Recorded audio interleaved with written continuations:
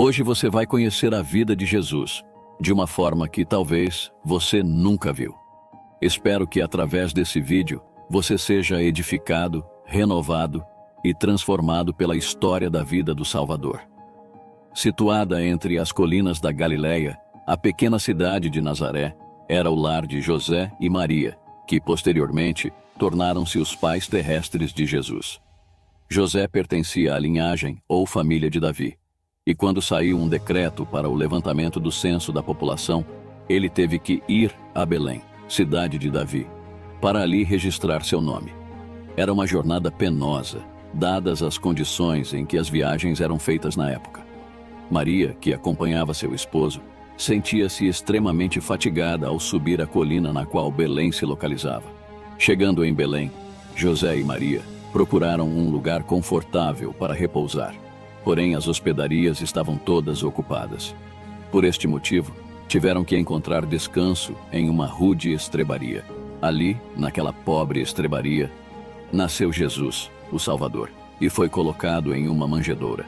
O Filho do Altíssimo, aquele cuja presença havia inundado as cortes celestiais com sua glória, repousava em um rude berço. Os sacerdotes e príncipes judeus não estavam preparados para receber Jesus.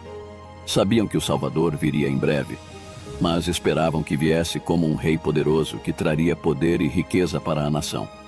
Eram por demais orgulhosos para aceitar o Messias como um bebê indefeso. Por isso, quando Jesus nasceu, Deus não lhes revelou o grande acontecimento, mas enviou as novas de grande alegria a alguns pastores que guardavam seus rebanhos nas colinas de Belém. Eram homens piedosos e, enquanto cuidavam das ovelhas, conversavam a respeito do Salvador prometido e oravam tão sinceramente por sua vinda, que Deus enviou-lhes brilhantes mensageiros desde o seu trono de luz, para lhes contar a respeito das boas novas.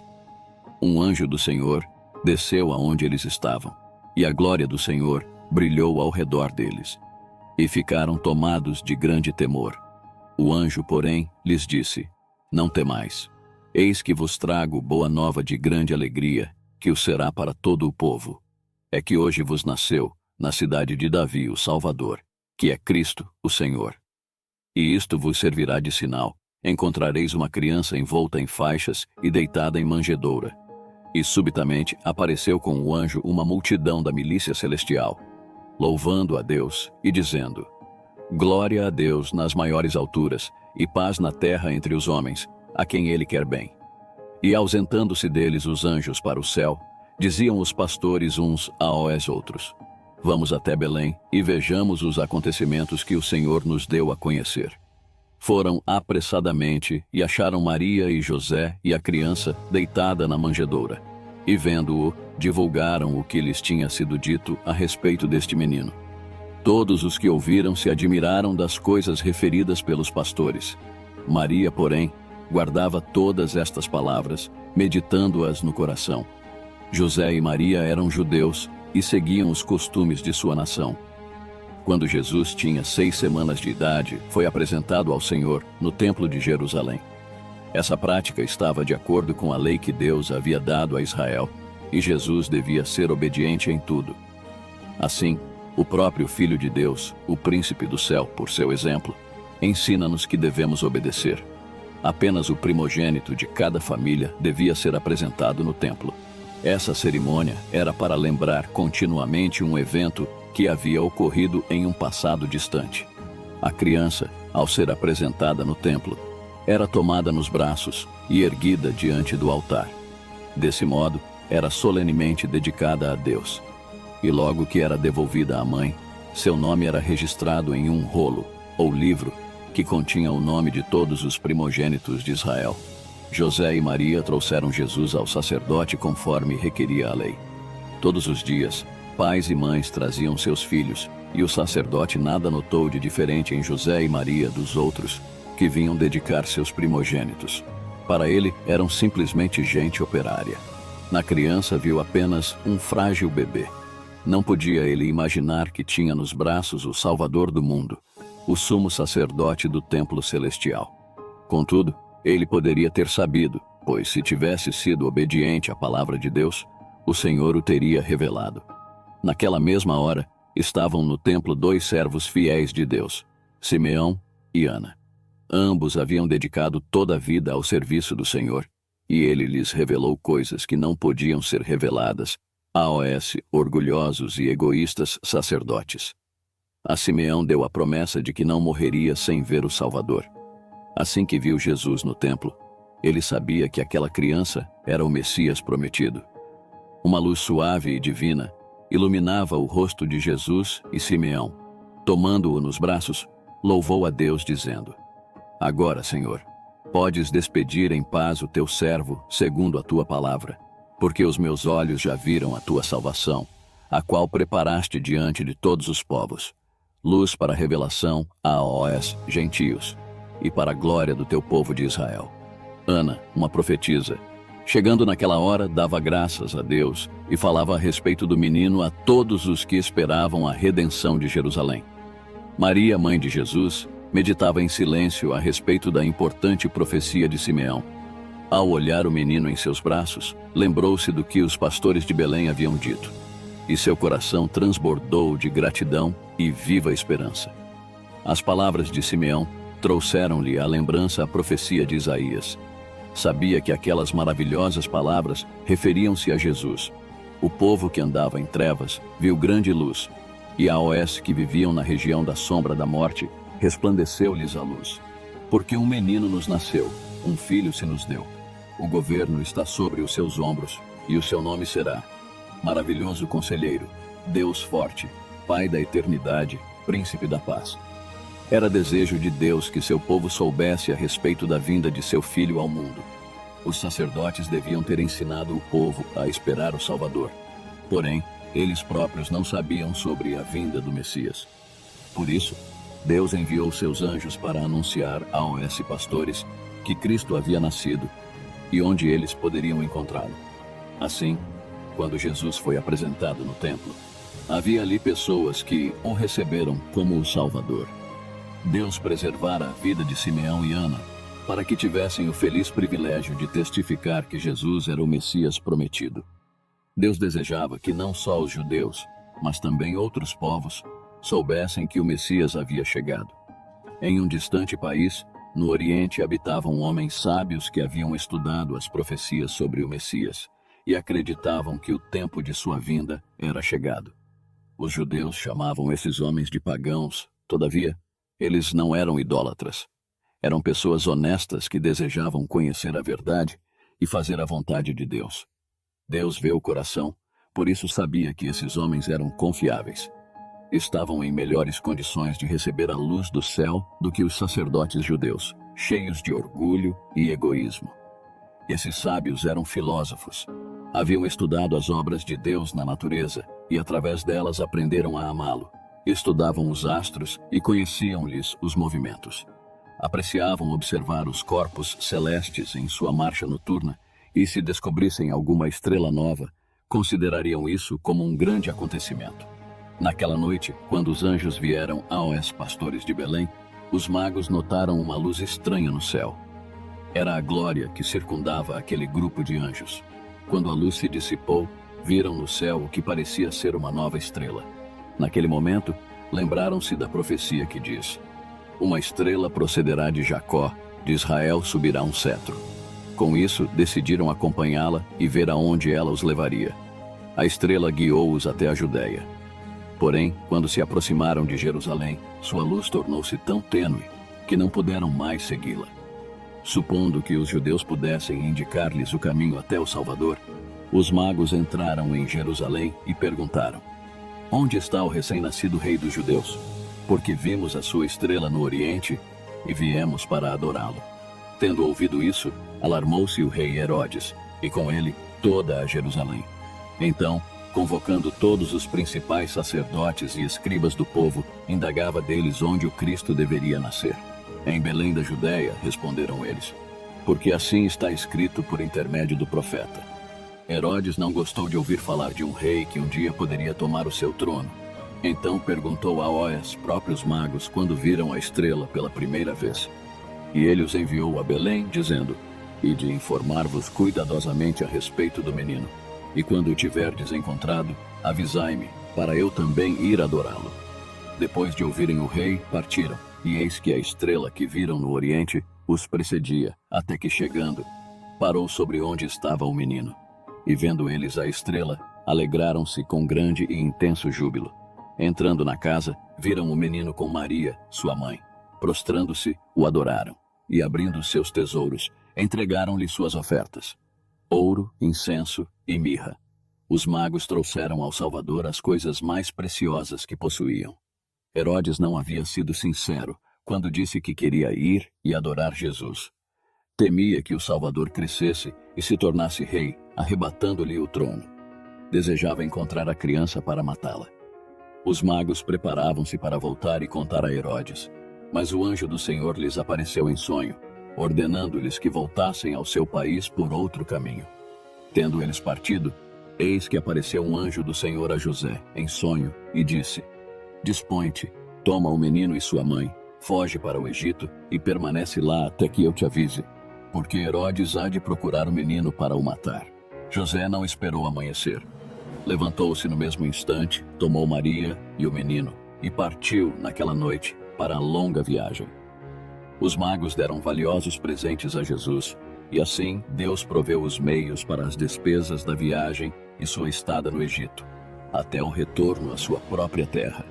Herodes irou-se quando percebeu que os magos haviam tomado outro caminho para voltar ao seu país. Ele sabia o que Deus havia dito, através de seu profeta, a respeito da vinda de Cristo. Sabia como a estrela havia sido enviada para guiar os magos. Mesmo assim, estava decidido a matar Jesus. Em sua ira, mandou matar todos os meninos de Belém e de todos os seus arredores, de 2 anos para baixo. José e Maria permaneceram no Egito até a morte de Herodes. Então, o anjo apareceu a José e lhe disse: Dispõe-te, toma o menino e sua mãe e vai para a terra de Israel, porque já morreram os que atentavam contra a vida do menino. José esperava estabelecer seu lar em Belém, onde Jesus havia nascido, mas ao se aproximar da Judéia, soube que o filho de Herodes reinava no lugar de seu pai. José temeu ao receber a notícia e não sabia o que fazer. Então Deus enviou um anjo para instruí-lo. Seguindo a orientação do anjo, José retornou para o seu antigo lar em Nazaré. Jesus passou a infância em uma aldeia nas montanhas. Como filho de Deus, poderia ter escolhido qualquer lugar na terra como seu lar. Qualquer lugar seria honrado com sua presença. Mas ele não escolheu os lares dos ricos ou os palácios dos reis. Antes escolheu viver entre os pobres em Nazaré. A respeito dele, nos anos de sua infância, a Bíblia diz: crescia o menino e se fortalecia, enchendo-se de sabedoria, e a graça de Deus estava sobre ele. E crescia Jesus em sabedoria, estatura e graça diante de Deus e dos homens. A cada ano, José e Maria viajavam a Jerusalém para as festividades da Páscoa. Quando Jesus tinha 12 anos de idade, eles o levaram consigo. Era uma jornada agradável. As pessoas iam a pé ou em lombo de bois ou jumentos, gastando alguns dias na viagem. De todas as partes da terra, e até mesmo de outros países, vinham pessoas para a festa, e os que moravam no mesmo lugar seguiam em grandes grupos. A festa era celebrada no fim de março ou no começo de abril. Era primavera na Palestina, e toda a terra ficava coberta de flores e alegre pelo canto dos pássaros. A caminho, os pais contavam aos filhos as maravilhas que Deus havia operado em favor de Israel no passado, e com frequência, cantavam os lindos salmos de Davi. Nos dias de Cristo, as pessoas haviam se tornado frias e formais em sua dedicação a Deus. Pensavam mais em sua satisfação própria do que na bondade de Deus para com eles. Todavia, não era assim com Jesus. Ele gostava de meditar a respeito de Deus. Quando chegou ao templo, observou a atividade dos sacerdotes. Inclinou-se com os adoradores para orar, e sua voz uniu-se à deles em cânticos de louvor. A cada tarde e manhã, um cordeiro era oferecido sobre o altar. O ato representava o sacrifício do Salvador. Enquanto os olhos do menino Jesus observavam a vítima inocente, o Espírito Santo fazia-o compreender o significado daquela morte. Sabia que ele próprio, como o Cordeiro de Deus, devia morrer pelos pecados dos homens. Com tais pensamentos em mente, Jesus preferia ficar a sós. Desse modo, não permaneceu com seus pais no templo, e quando regressaram, não estava com eles. Em uma sala anexa ao templo, havia uma escola dirigida pelos rabinos, e foi para aquele lugar que Jesus se dirigiu depois de algum tempo. Assentou-se com outras crianças de sua idade aos pés dos grandes mestres e ouviu suas palavras. Os judeus tinham muitas ideias erradas acerca do Messias.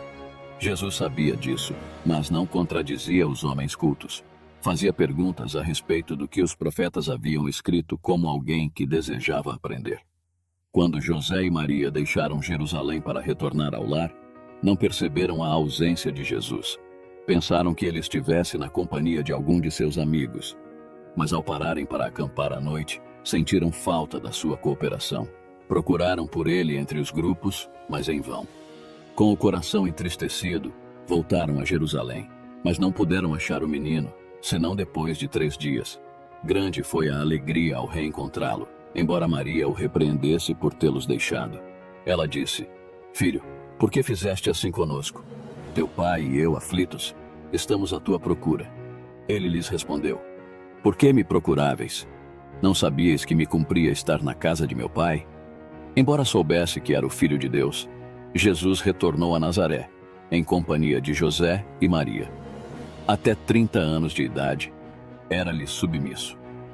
Quando chegou o tempo de iniciar seu ministério público, o primeiro ato de Jesus foi ir até o Rio Jordão e ser batizado por João Batista.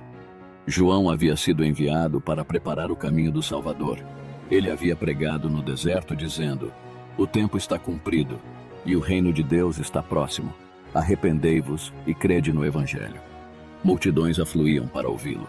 Muitos se convenciam de seus pecados e eram batizados por ele, no Jordão. O Senhor havia revelado a João que algum dia o Messias viria a ele e pediria para ser batizado. Havia também a promessa de que um sinal lhe seria dado, de modo que ele pudesse saber que era. Quando Jesus chegou, João viu em seu rosto os sinais de uma vida santa, de modo que se recusou a batizá-lo, dizendo: Eu é que preciso ser batizado por ti, e tu vens a mim? Mas Jesus lhe respondeu: Deixa por enquanto, porque assim nos convém cumprir toda a justiça. Então João conduziu o Salvador às águas do belo Jordão, e ali foi batizado diante de todas as pessoas. Jesus não foi batizado para mostrar arrependimento por seus próprios pecados, pois jamais pecara. Assim fez, para dar-nos o exemplo. Quando saiu da água, o céu se abriu e raios de glória refulgiram, e viu o Espírito de Deus descendo como pomba, vindo sobre ele. E do céu ouviu-se uma voz que dizia: Este é o meu Filho amado, em quem me comprazo. Após seu batismo, Jesus foi levado pelo Espírito ao deserto para ser tentado por Satanás. Ao dirigir-se para o deserto, Cristo foi conduzido pelo Espírito de Deus. Ele não convidava a tentação. Queria estar a sós a fim de meditar sobre sua obra e missão. Através do jejum e da oração, devia preparar-se para trilhar a senda cruel que lhe estava destinada. Como Satanás sabia onde o Salvador podia ser encontrado, para lá se dirigiu com o intuito de tentá-lo. No momento em que Jesus estava lutando com os mais duros padecimentos provocados pela fome, Satanás lhe disse: Se és filho de Deus, manda que estas pedras se transformem em pães. Como o Salvador viera para viver como nosso exemplo, deveria suportar o sofrimento como nós precisamos suportar. Não deveria operar nenhum milagre para beneficiar a si próprio. Seus milagres deveriam ser somente em favor dos outros. A essa intimação de Satanás, Jesus respondeu: Está escrito: Não só de pão viverá o homem, mas de toda palavra que procede da boca de Deus. Desse modo, ele mostrou que obedecer à palavra de Deus é mais importante que conseguir o alimento material. Aqueles que obedecem aos preceitos de Deus têm a promessa de ter todas as suas necessidades supridas na vida presente e também na vida futura. Satanás não conseguiu derrotar Cristo na primeira grande tentação. Ele então conduziu Jesus ao pináculo do templo de Jerusalém e disse: Se és filho de Deus, atira-te abaixo, porque está escrito: Aos seus anjos ordenará a teu respeito. Eles te susterão nas suas mãos, para não tropeçares na alguma pedra. Aqui, Satanás seguiu o exemplo de Cristo, citando as Escrituras. Mas a promessa não é para aqueles que voluntariamente se aventuram no perigo. Deus não havia ordenado que Jesus se atirasse do pináculo, e ele não o faria para satisfazer a Satanás. Por isso replicou: também está escrito: não tentarás o Senhor teu Deus. Satanás então apareceu como realmente era, o príncipe dos poderes das trevas. Levou Jesus ao cume de uma montanha elevada e mostrou-lhe todos os reinos do mundo. A luz do sol iluminava esplêndidas cidades, palácios de mármore, campos frutíferos e vinhedos. Satanás disse: tudo isto te darei, se prostrado me adorares. Por um momento Jesus contemplou a cena e então voltou-lhe as costas. Satanás havia apresentado o que o mundo tem de mais atraente, mas o olhar do Salvador captou além da beleza exterior. Ele viu o mundo em sua miséria e pecado, afastado de Deus. Toda essa miséria era resultado de um homem ter se afastado do Criador para cultuar Satanás. O coração de Jesus desejava ardentemente resgatar o que se havia perdido. Desejava devolver ao mundo mais do que a beleza edênica. Deseja colocar o homem em uma posição de vantagem com Deus. Por amor pelos pecadores, ele resistia à tentação. Deveria ser um vencedor para que eles pudessem vencer, para que pudessem ser iguais aos anjos e dignos de ser reconhecidos como filhos de Deus. A essa oferta, Jesus respondeu: retira-te, Satanás, porque está escrito: ao Senhor teu Deus adorarás e só a ele darás culto. Do deserto, Cristo retornou ao Jordão onde João Batista pregava. Naquele tempo, homens foram enviados pelos líderes de Jerusalém para questioná-lo sobre a autoridade com que ensinava e batizava o povo. Perguntaram-lhe se ele era o Messias ou Elias, ou aquele profeta, referindo-se a Moisés. A todas essas perguntas, João respondia: não sou. Então disseram: declara-nos quem és, para que demos resposta àqueles que nos enviaram. João respondeu: eu sou a voz do que clama no deserto. Endireitai o caminho do Senhor, como disse o profeta Isaías. Nos tempos antigos, quando um rei viajava de uma região para outra em seu país, os trabalhadores eram enviados adiante de sua comitiva para preparar as estradas. Deviam cortar as árvores, retirar as pedras e tapar os buracos, de modo que o caminho pudesse estar aplanado para o rei. Assim, quando Jesus, o rei da corte celestial, estava para vir, João Batista foi enviado a preparar o caminho, anunciando-o ao povo e chamando-o ao arrependimento de seus pecados. Enquanto João respondia aos mensageiros de Jerusalém, ele viu Jesus em pé, à margem do rio. Com o rosto radiante, apontou para ele e disse: no meio de vós está quem vós não conheceis, o qual vem após mim, do qual não sou digno de desatar-lhe as correias das sandálias.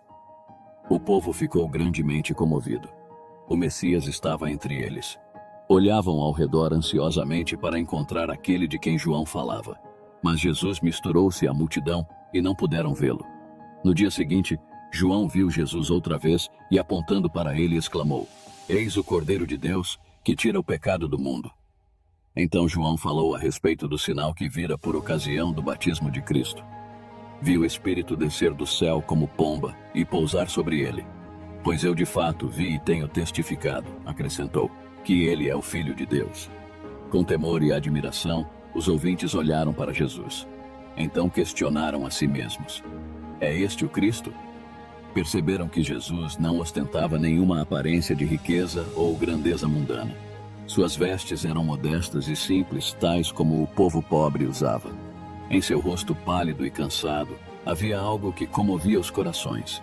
Sua fisionomia mostrava dignidade e poder. Seu olhar e cada traço do semblante falavam da compaixão divina e de um amor inexprimível. Mas os mensageiros de Jerusalém não se sentiram atraídos pelo Salvador. João não dissera o que eles desejavam ouvir. Esperavam o Messias como um grande conquistador. Viram que essa não seria a missão de Jesus e, em seu desapontamento, afastaram-se dele. 2 dos discípulos de João que se encontravam ali imediatamente o seguiram. Ouviram os seus ensinos e tornaram-se seus discípulos. Um era André e o outro João. André logo trouxe o seu irmão, Simão, a quem Jesus chamou de Pedro. No outro dia, a caminho da Galileia, Cristo chamou o outro discípulo, Filipe. Assim que Filipe conheceu o Salvador, trouxe-lhe o amigo Natanael. Desse modo, começou a grande obra de Cristo na terra. Chamou os discípulos um a um, e o primeiro trouxe seu irmão, o outro seu amigo. Isso é o que cada seguidor de Cristo deve fazer. Assim que tenha conhecido Jesus, deve contar aos outros o precioso amigo que encontrou. Esse é um trabalho que todos podem fazer, quer sejam jovens ou idosos. Em Caná da Galileia, Cristo com seus discípulos compareceram a uma festa de casamento. Ali, seu maravilhoso poder foi manifestado para a felicidade de todos os participantes. Era costume, naquele país, usar vinho em tais ocasiões. Antes que a festa terminasse, o suprimento de vinho findou. Deixar acabar o vinho em uma festa era considerado falta de hospitalidade e um grande vexame. Cristo ficou sabendo o que ocorrera e pediu que os servos enchessem 6 grandes talhas de pedra. Em vez da água, saiu vinho das talhas. Esse vinho era muito melhor do que aquele que havia sido servido antes, e havia o suficiente para todos. Depois de operar o milagre, Jesus deixou o local discretamente. Os convidados não perceberam seu ato até que ele houvesse desaparecido. Um dia, quando passava por Samaria, sentou-se à beira de um poço para descansar. Quando uma mulher veio para retirar água, pediu-lhe que lhe desse de beber. A mulher se surpreendeu, pois sabia quanto os judeus odiavam os samaritanos.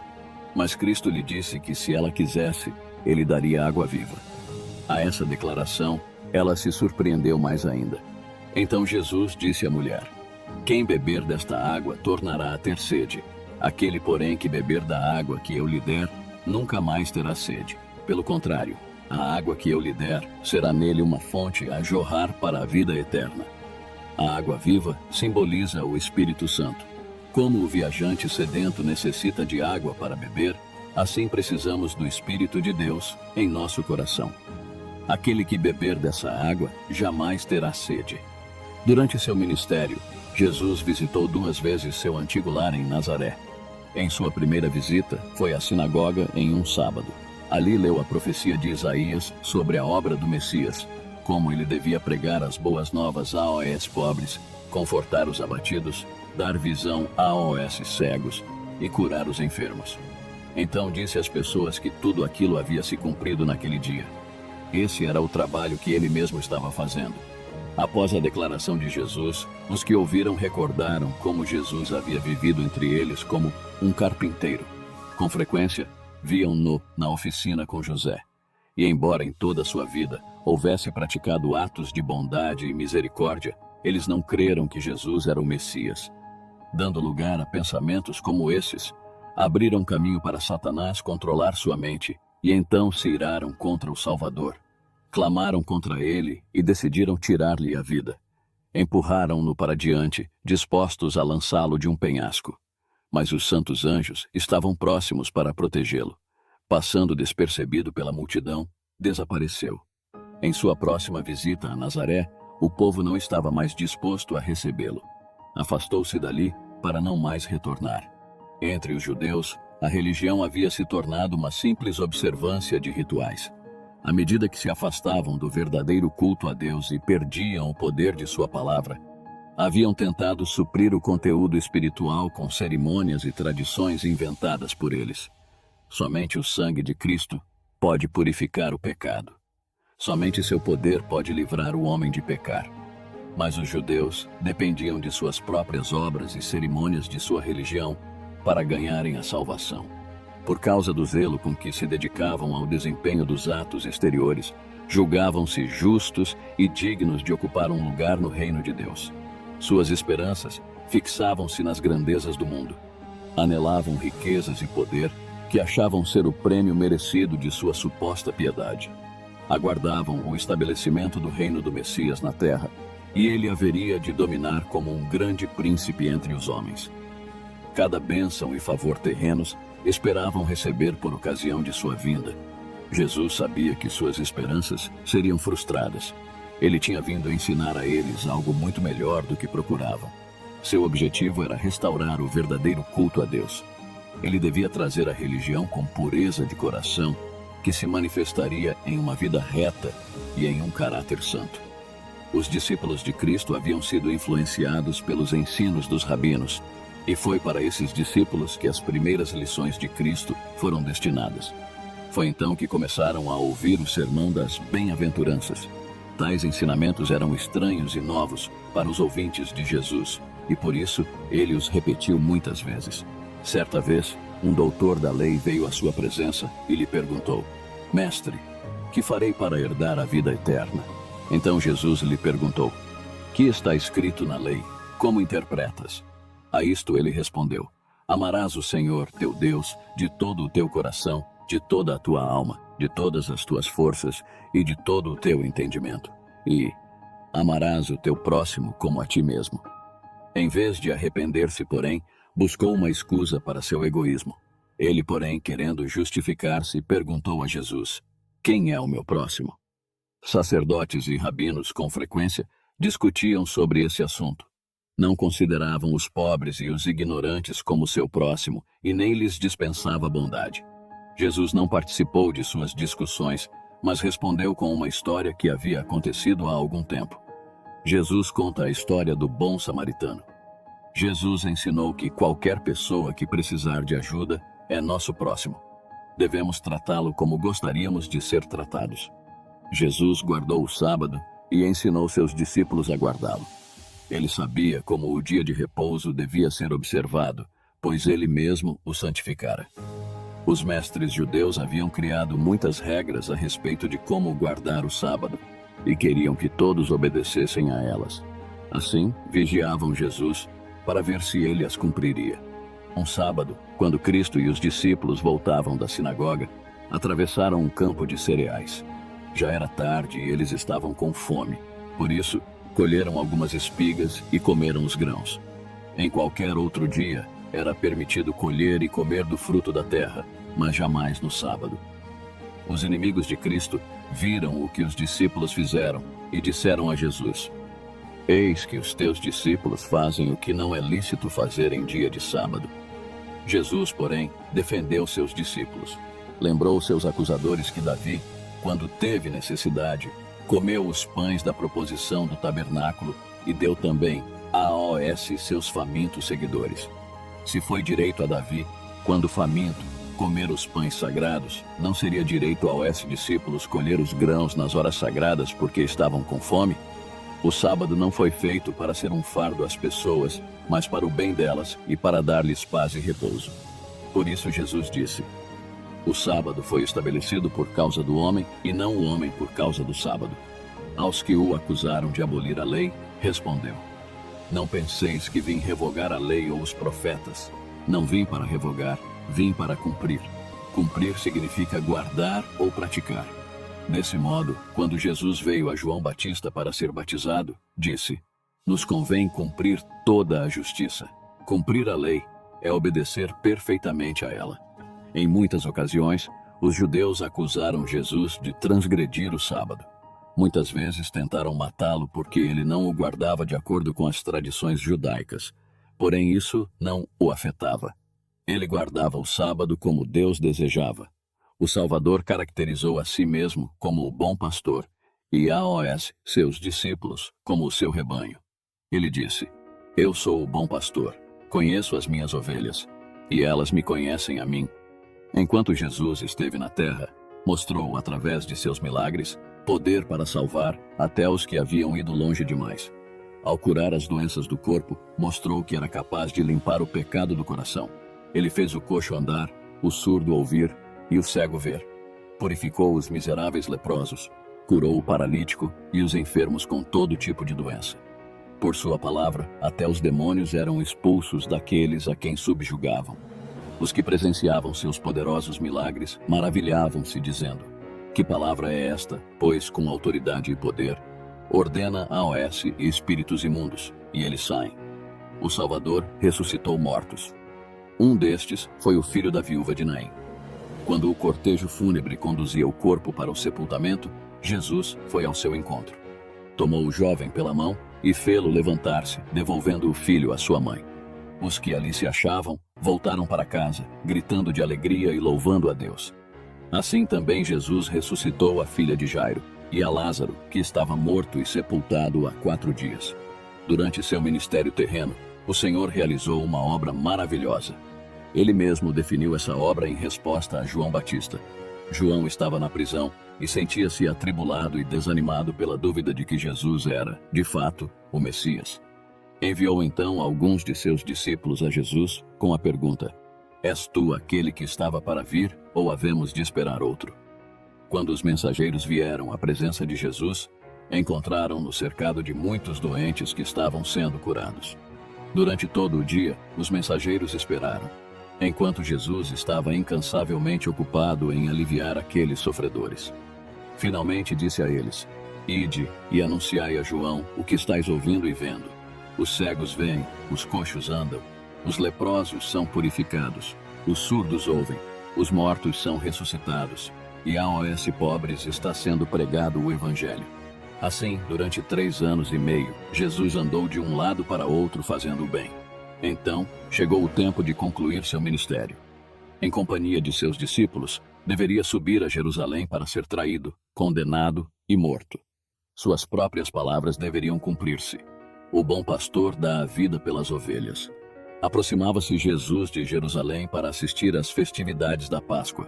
Uma grande multidão que também se dirigia para participar desse importante evento cercava-o. Ao seu comando, 2 discípulos trouxeram um jumentinho para que montado nele pudesse entrar em Jerusalém. Ajeitaram suas vestes sobre o dorso do animal e ajudaram o mestre a montá-lo. Tão logo montou, um grande grito de triunfo encheu os ares. A multidão aclamava o rei e Messias. Mais de 500 anos antes, o profeta descrevera esta cena. Alegra-te muito, ó filha de Sião. Exulta, ó filha de Jerusalém. Eis aí te vem o teu rei, justo e salvador, humilde, montado em jumento, num jumentinho, cria de jumenta. Todos, naquela multidão sempre crescente, sentiam-se felizes e entusiasmados. O povo não podia oferecer-lhe presentes caros, mas lançavam suas túnicas como tapete pelo caminho por onde ele passava. Também colheram lindos ramos de oliveira e palmeira para adornar a passagem. Julgavam que escoltavam aquele que haveria de tomar posse do trono de Davi em Jerusalém. O Salvador jamais permitira que seus seguidores lhe prestassem homenagens reais, mas naquela ocasião desejava manifestar-se ao mundo de modo especial como seu Redentor. O Filho de Deus estava prestes a tornar-se um sacrifício pelos pecados do homem. Sua igreja, em todos os tempos, deveria tornar o tema de sua morte um assunto de profundo estudo e reflexão. Era, portanto, necessário que a atenção de todos fosse dirigida a ele. Após uma cena como essa, sua crucificação e morte jamais poderiam se ocultar do mundo. Era desígnio de Deus que cada evento dos últimos dias da vida do Salvador fosse marcado de modo tão acentuado que nenhum poder pudesse apagar sua memória. Na grande multidão que cercava o Salvador, havia evidências de seu poder de operar milagres. Os cegos, a quem devolvera a visão, abriam caminho. Os mudos, cuja língua ele soltara, exclamavam os mais altos brados de louvor. Os inválidos, a quem curara, saltavam de alegria, e eram os que mais se apressavam em colher ramos de palmeira para acená-los diante dele. As viúvas e órfãos exaltavam o nome de Jesus por causa de suas obras de misericórdia em favor deles. Os leprosos, que tinham sido curados por uma palavra, estendiam suas roupas no caminho. Os que haviam sido chamados dentre os mortos pela poderosa voz de Jesus estavam lá. E Lázaro, cujo corpo havia apodrecido no sepulcro, desfrutava agora de todo o vigor de sua juventude, acompanhando a multidão que seguia o Salvador a Jerusalém. À medida que mais pessoas uniam-se à multidão, contagiavam-se pela inspiração do momento e uniam-se aos gritos, que ecoavam de colina em colina e de vale em vale. Hosana ao filho de Davi, bendito o que vem em nome do Senhor. Hosana nas maiores alturas. Muitos fariseus presenciavam a cena irritados. Sentiam que perdiam o domínio do povo. Tentaram silenciar a manifestação com toda a sua autoridade. Porém, suas ordens e ameaças só aumentavam mais o entusiasmo do povo. Sentindo que não podiam controlar a multidão, abriram caminho entre ela e aproximaram-se de Jesus, dizendo: Mestre, repreende os teus discípulos. Disseram que tais aglomerações tumultuadas eram contra a lei e proibidas pelas autoridades. Jesus, porém, lhes respondeu: Asseguro-vos que se eles se calarem, as próprias pedras clamarão. Essa cena de triunfo era desígnio do próprio Deus, pois havia sido predita pelos profetas, e nenhum poder terrestre poderia impedi-la. A obra de Deus seguirá sempre em frente a despeito de os homens tentarem impedi-la ou destruí-la. Quando a multidão atingiu o alto da colina, Jerusalém em todo o seu esplendor apareceu diante da vista de todos. Extasiado ante a repentina visão de beleza, o povo conteve os gritos. Todos os olhares se fixaram no Salvador, esperando ver nele a mesma expressão de admiração que sentiram. Jesus deteve-se, e uma nuvem de tristeza envolveu-lhe o semblante, e a multidão atônita viu-o chorar copiosamente. Ninguém podia compreender a aflição do mestre, mas ele chorava porque a cidade estava condenada à destruição. Ela havia sido a filha de seu cuidado, e seu coração enchia-se de angústia porque em breve a cidade ficaria desolada. Tivessem seus habitantes dado ouvidos aos ensinos de Cristo, recebendo-o como o Salvador, Jerusalém teria permanecido para sempre. Teria se tornado a rainha dos reinos, livre com a força concedida por Deus. Nenhum exército armado guardaria seus portões, e nenhuma bandeira romana tremularia em suas torres. De Jerusalém, o estandarte da paz teria ido a todas as nações. Ela teria sido a glória do mundo. Os judeus, porém, haviam rejeitado seu Salvador e estavam prestes a crucificar o seu rei. Quando o sol mergulhasse no horizonte naquele dia e a noite caísse, o destino de Jerusalém estaria selado para sempre. No dia seguinte, Jesus entrou no templo. 3 anos antes, ele havia encontrado homens vendendo e comprando no átrio externo, e os havia repreendido e expulsado. Agora, ao retornar, encontrou o mesmo comércio ali. O átrio estava cheio de bois, ovelhas e aves que eram vendidos aos que desejavam oferecer sacrifícios por seus pecados. Os que se ocupavam desse comércio praticavam extorsão e roubo de toda espécie, e tal era a balbúrdia e o alvoroço do lado de fora que os adoradores eram seriamente perturbados. Cristo parou na escadaria e varreu o átrio com seu olhar penetrante. Todos os olhares voltaram-se para ele. O vozerio das pessoas e o mugido dos animais cessaram. Todos olhavam o Filho de Deus atônitos e temerosos. Naquele instante, a divindade irrompeu através da humanidade e deu a Jesus um poder e glória que jamais se manifestara nele antes. O silêncio tornou-se quase insuportável. Finalmente, ele disse em voz clara e com tal poder que sacudiu as pessoas como uma violenta tempestade: Está escrito, a minha casa será casa de oração. Mas vós a transformastes em covil de salteadores. Que quadro diferente encontraram os principais e sacerdotes ao voltar cautelosamente para o templo. Homens, mulheres e crianças erguiam a voz em louvor a Deus. Viram os doentes curados, os cegos com a visão restaurada, surdos ouvindo e os coxos saltando de alegria. As crianças tomavam a frente nas expressões de louvor. Repetindo os cânticos do dia anterior, acenavam os ramos de palmeira em homenagem a Jesus. O templo repercutia as fortes exclamações: Hosana ao filho de Davi, bendito o que vem em nome do Senhor. Os líderes tentavam silenciar os gritos de alegria das crianças, mas elas não podiam se calar, pois todos estavam possuídos de uma incontida felicidade pelas maravilhosas obras que Jesus realizara entre eles. Dirigiram-se então a Jesus, na esperança de que ele ordenasse silêncio. Ouves o que estes estão dizendo? Respondeu-lhes Jesus: Sim, nunca lestes. Da boca de pequeninos e crianças de peito, tiraste perfeito louvor?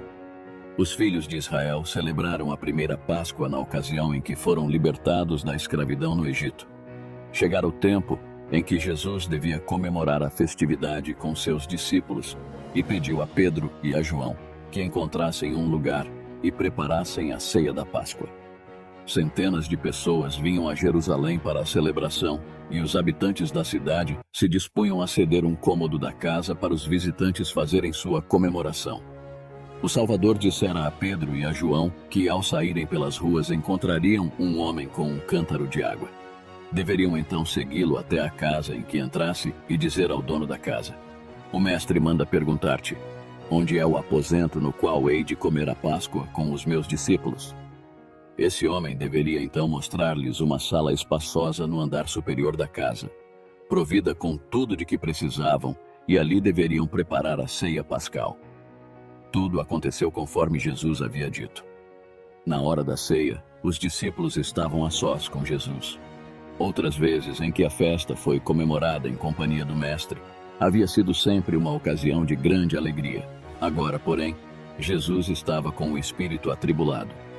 Finalmente, disse-lhes com a voz embargada pela tristeza: Tenho desejado ansiosamente comer convosco esta Páscoa antes do meu sofrimento. Tomando da mesa um cálice de vinho não fermentado, disse: Recebei e reparti entre vós, pois vos digo que, de agora em diante, não mais beberei do fruto da videira, até que venha o reino de Deus. Era a última vez que Jesus celebrava a Páscoa com seus discípulos. Era também a última Páscoa que devia ser celebrada na terra, porque o sacrifício do Cordeiro deveria ensinar as pessoas que um dia Cristo, o Cordeiro de Deus, viria para morrer pelos pecados do mundo. Assim, com sua morte, não haveria mais necessidade de imolar o Cordeiro quando seu sacrifício estivesse consumado. Durante a celebração pascal, passava em sua mente as cenas de seu último e grande sacrifício. Encontrava-se agora à sombra da cruz e a dor torturava-lhe o coração. Viu diante de si toda a angústia que devia sofrer. Conhecia a ingratidão e a crueldade que lhes mostrariam aqueles a quem viera salvar. Contudo, não se preocupava com seu próprio sofrimento, e sim com os que o rejeitariam como Salvador, perdendo a vida eterna. Seus discípulos, no entanto, eram a sua maior preocupação, pois quando não mais estivesse com eles, seriam deixados a lutar sozinhos no mundo. Tinha tantas coisas para lhes dizer que serviriam de alento ao seu coração quando não mais estivesse na companhia deles, e desejava falar sobre isso naquele último encontro, antes de sua morte. Mas nada pôde dizer, pois eles não estavam preparados para ouvir.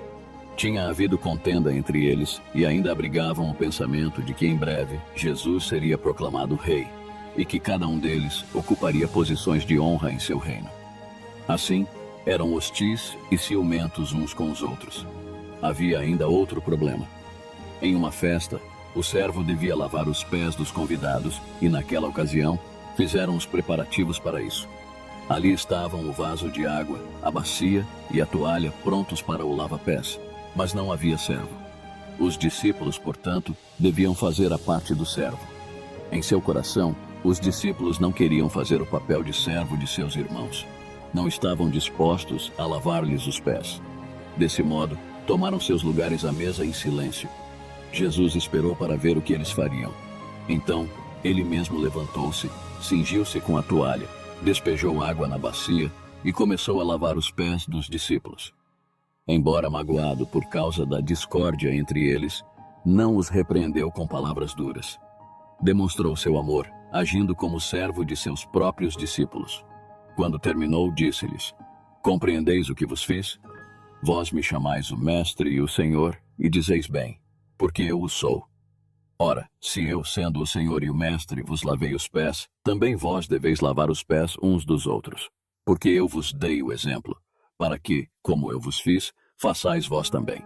Dessa maneira, Jesus ensinou aos seus discípulos que deviam servir uns aos outros. Em vez de buscarem a posição mais elevada para si mesmos, deveriam se dispor a servir seus irmãos. O Salvador veio ao mundo para trabalhar pelos outros, vivendo para ajudar e salvar os necessitados e pecadores. E ele deseja que façamos o mesmo. Os discípulos sentiram-se envergonhados de seu ciúme e egoísmo. Seu coração moveu-se de amor para com o Mestre e para com seus irmãos. Só agora é que estavam prontos para ouvir os ensinos de Cristo. Estando todos em silêncio à mesa, Jesus tomou o pão e, tendo dado graças, partiu-o e entregou-o aos discípulos, dizendo: Isto é o meu corpo oferecido por vós. Fazei isto em memória de mim. O pão e o vinho representam o corpo e o sangue de Jesus. Assim como o pão foi partido e o vinho tomado, o corpo de Jesus foi partido e seu sangue derramado por nós. Comendo o pão e bebendo o vinho, demonstramos que cremos neste fato. Mostramos que nos arrependemos de nossos pecados e que aceitamos a Cristo como nosso Salvador. Enquanto participavam da ceia, os discípulos perceberam o sofrimento de Jesus. Uma atmosfera de tristeza contagiou a todos e comiam em silêncio. Finalmente, Jesus disse: "Em verdade vos digo que um dentre vós me trairá." Os discípulos ficaram surpresos e entristecidos com aquela declaração de Jesus, e cada um começou a examinar seu coração para ver se havia nele algum mau desígnio contra seu mestre. Um após o outro perguntava: "Porventura, sou eu, Senhor?" Só Judas permanecia calado. Isso fez com que todos os olhares se voltassem para ele. Percebendo que estava sendo observado, também perguntou: "Acaso, sou eu, mestre?" Jesus lhe respondeu em tom solene: "Tu o disseste." Jesus havia lavado os pés de Judas, mas isso não fez com que amasse o mestre mais do que antes. Ficou aborrecido porque Cristo havia feito o trabalho de um servo. Agora ele sabia que Jesus não seria rei, e isso fez com que ficasse mais determinado a traí-lo. Ao perceber que seu intento havia sido descoberto, não teve medo. Levantou-se zangado e rapidamente deixou a sala para realizar seu plano perverso. A retirada de Judas foi um alívio para os que ficaram. O rosto de Jesus iluminou-se e a nuvem de tristeza se dissipou. Cristo, então, conversou com eles durante algum tempo. Disse que ia para a casa de seu pai e que prepararia um lugar para eles e retornaria para levá-los consigo. Prometeu enviar o Espírito Santo para que fosse o mestre e consolador deles. Disse-lhes que orassem em seu nome, e certamente suas orações seriam atendidas.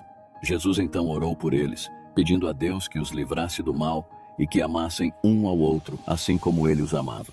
Jesus orou por nós do mesmo modo que orou pelos discípulos, dizendo: "Não rogo somente por estes, mas também por aqueles que vierem a crer em mim por intermédio da sua palavra, a fim de que todos sejam um.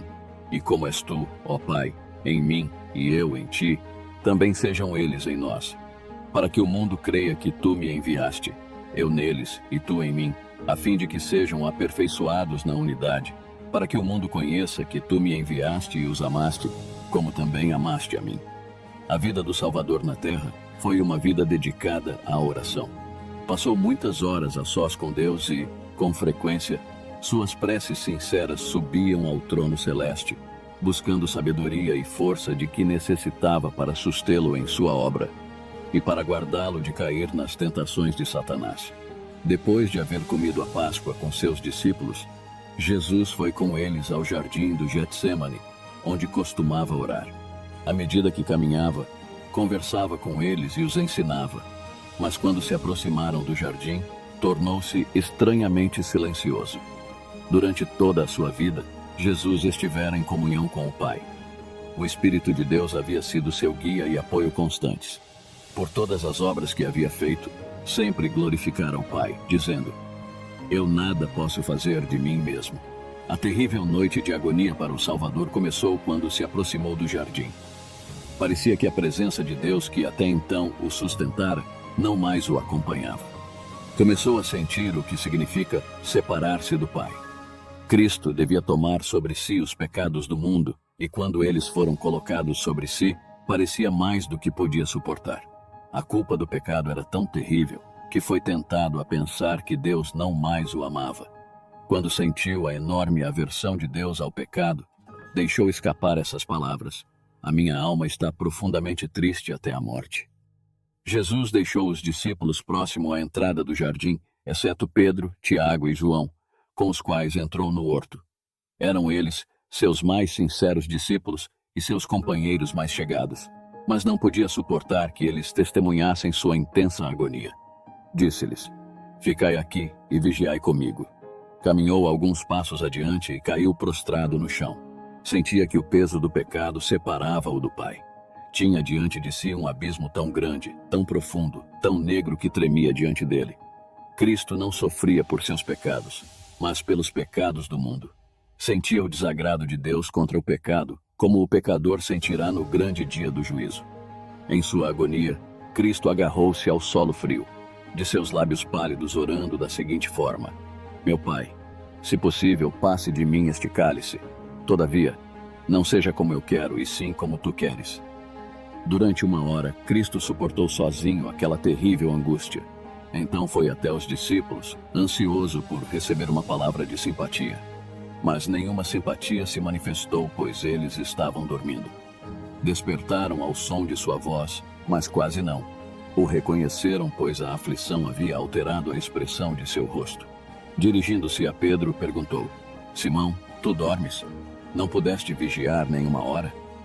Pouco antes de irem ao jardim, Cristo disse aos discípulos: Todos vós vos escandalizareis. Eles então lhe asseguraram com veemência que iriam com Jesus à prisão e à morte. E o pobre e autossuficiente Pedro, cheio de confiança, acrescentou: Ainda que todos se escandalizem, eu jamais. Mas os discípulos confiavam em si mesmos. Não olharam para o poderoso ajudador como Cristo lhes aconselhara a fazer. E quando ele se encontrava na hora de maior necessidade, precisando de sua simpatia e orações, eles dormiram. Até Pedro dormia. E João, o discípulo amado que costumava se reclinar no peito de Jesus, também dormia. Seguramente a afeição que João sentia pelo Mestre deveria mantê-lo acordado. Suas orações mais fervorosas deveriam ter se unido às do Mestre naquele momento de extrema aflição. O Redentor passara noites inteiras orando por seus discípulos para que sua fé não vacilasse na hora da provação. Mas eles não puderam vigiar pelo Mestre 1 hora sequer. Se Jesus tivesse agora perguntado a Tiago e a João: Podeis vós beber o cálice que eu bebo ou receber o batismo com que eu sou batizado? Eles não teriam respondido tão prontamente: Sim, podemos. O coração do Salvador encheu-se de compaixão e simpatia diante da fraqueza de seus discípulos. Temia que eles não suportassem a prova que seu sofrimento e morte lhes traria. Ele, entretanto, não os reprovou por causa de suas fraquezas. Pensou nas provas que teriam diante de si e disse: Vigiai e orai, para que não entreis em tentação. Com bondade, desculpou-lhes a falta cometida para com ele, dizendo: O espírito, na verdade, está pronto, mas a carne é fraca. Que exemplo de ternura e piedoso amor o Salvador nos deu! Outra vez, uma angústia insuportável apossou-se dele. Exausto e no limite de suas forças, cambaleou de volta ao local onde antes havia orado e suplicou ao céu: Meu Pai, se não é possível passar de mim este cálice sem que eu o beba, faça-se a tua vontade. A agonia provocada por essa oração fez com que gotas de sangue fluíssem de seus poros. Outra vez buscou os discípulos, desejando encontrar conforto e simpatia, e novamente achou-os dormindo. Pela terceira vez buscou o lugar da oração. Terror e trevas profundas invadiram-lhe a alma, pois não sentiu a presença de seu Pai. Sem isso, temia que, em sua natureza humana, não poderia resistir o duro teste. Pela terceira vez, ele repete a mesma oração: Meu Pai, se não é possível passar de mim este cálice sem que eu o beba, faça-se a tua vontade. O Salvador cai desfalecido ao solo. Nenhum discípulo encontra-se ali para ampará-lo, para erguer ternamente sua cabeça e banhar aquele rosto tão pálido pelo sofrimento. Cristo está completamente só. Um poderoso anjo desce do céu para confortá-lo. O rosto do Salvador, manchado de sangue, reflete agora a paz celestial. Ele suportou o que nenhum ser humano poderia suportar. Experimentou a agonia da morte no lugar de cada pecador. Outra vez procurou os discípulos e encontrou-os dormindo. Tivessem eles permanecido despertos, vigiando e orando com o Salvador, teriam recebido forças para suportar a prova que os aguardava. Perdendo aquela oportunidade, não tiveram forças na hora da necessidade. Olhando-os com tristeza, Cristo disse: Ainda dormis e repousais. Eis que é chegada a hora, e o Filho do Homem está sendo entregue nas mãos de pecadores. Falava ele ainda, quando se ouviram os passos da turba que se aproximava em sua busca. Voltando-se para os discípulos, disse: Levantai-vos, vamos. Eis que o traidor se aproxima.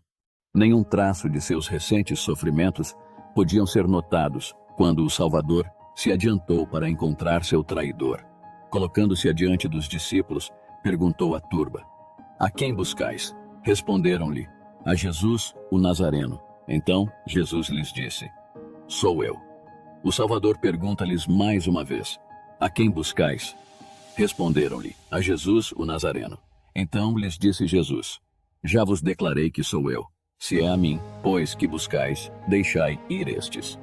Nessa hora de provação, os pensamentos de Cristo voltaram-se para os seus amados discípulos. Não queria que sofressem, ainda que tivesse que enfrentar a prisão e a morte. Judas, o traidor, não se esqueceu da parte que tinha a desempenhar. Aproximou-se e o beijou. Disse-lhe Jesus: Amigo, para que vieste? E com voz trêmula acrescentou: Judas, com um beijo, traz o filho do homem? Essas amáveis palavras deveriam comover o coração de Judas, mas parece que todo o sentimento de ternura e dignidade haviam-no abandonado. Agora estava sob o domínio de Satanás. Colocou-se com arrogância ao lado de Jesus e não se envergonhou de entregá-lo à turba cruel. Cristo não recusou o beijo do traidor. Nisso, ele nos deu exemplo de tolerância, amor e simpatia. Se somos seus discípulos, devemos tratar nossos inimigos como ele tratou Judas. Em seguida, prenderam-no e ataram suas mãos, que sempre se ocuparam em fazer o bem. Os discípulos não acreditavam que Jesus consentiria em ser preso. Tinham certeza de que o poder que havia lançado a turba por terra era suficiente para livrar o mestre e seus companheiros. Ficaram desapontados e indignados quando viram as mãos de seu amado mestre serem amarradas. Furioso, Pedro arrancou da espada e, brandindo-a, cortou a orelha do servo do sacerdote. Jesus, vendo o que Pedro fizera, soltou as mãos firmemente amarradas pelos soldados romanos e disse: Deixai, basta. Tocou então a orelha ferida, que sarou no mesmo instante. Disse então a Pedro: Embainha a tua espada, pois todos os que lançam mão da espada, a espada perecerão. Acaso pensas que não posso rogar a meu Pai, e ele me mandaria neste momento mais de 12 legiões de anjos?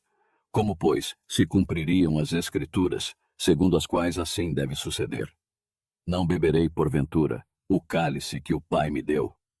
Voltando-se então para os sacerdotes e capitães do templo que se encontravam na multidão, disse-lhes: Saístes com espadas e porretes para prender-me como a um salteador? Todos os dias eu estava convosco no templo, ensinando, e não me prendestes. Contudo, é para que se cumpram as Escrituras.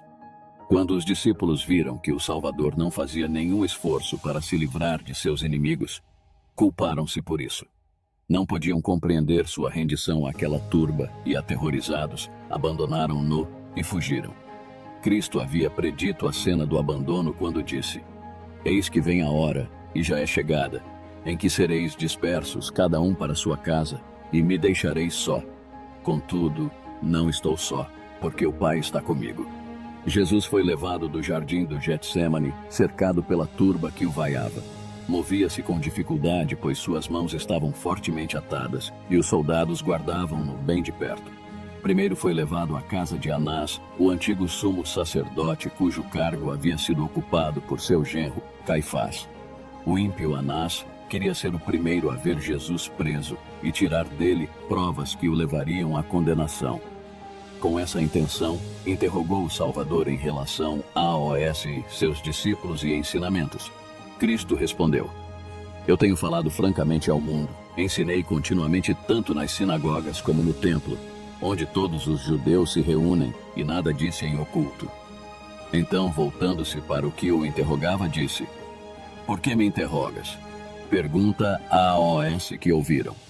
Os próprios sacerdotes tinham enviado espiões para observar Cristo e relatar cada palavra que dizia. Através deles, sabiam tudo o que Cristo ensinava e fazia em cada reunião. Os espiões tentavam apanhá-lo em suas próprias palavras, para que, desse modo, pudessem condená-lo. Por isso o Salvador disse: Pergunta aos que ouviram. Dirigi-vos aos vossos espiões. Eles ouviram o que eu disse e podem contar-vos a respeito dos meus ensinos. As palavras de Jesus foram tão penetrantes e diretas que o sacerdote sentiu que o seu prisioneiro conhecia suas intenções. Um dos servos de Anás, porém, sentindo que seu mestre não havia sido tratado com o devido respeito, bateu no rosto de Jesus, dizendo: É assim que falas ao sumo sacerdote? Replicou-lhe Jesus: Se falei mal, dá testemunho do mal, mas se falei bem, por que me feres? Jesus poderia ter convocado legiões de anjos celestes para vir em seu auxílio, mas era parte de sua missão suportar, em sua humanidade, todas as ofensas e insultos que os homens pudessem acumular sobre ele. Da casa de Anás, o Salvador foi levado ao palácio de Caifás. Ele deveria ser interrogado pelo Sinédrio e, enquanto seus membros eram convocados, Anás e Caifás o questionaram outra vez, mas não obtiveram vantagem sobre ele. Quando os membros do Sinédrio estavam reunidos, Caifás tomou seu lugar de presidente, ladeado pelos juízes. Diante deles, os soldados romanos guardavam o Salvador. Atrás deles encontrava-se a turba acusadora. Caifás então ordenou que Jesus operasse um de seus milagres diante de todos. Mas o Salvador, permanecendo em silêncio, não deu nenhum sinal de que tinha ouvido uma palavra sequer. Naquela época, os judeus estavam sob o domínio dos romanos e não eram autorizados a condenar ninguém à morte. O Sinédrio apenas examinava o prisioneiro e então transferia o julgamento para ser ratificado pelas autoridades romanas. Para cumprir seu ímpio propósito, deveriam encontrar alguma acusação contra o Salvador que fosse considerada como um ato criminoso pelo governador romano.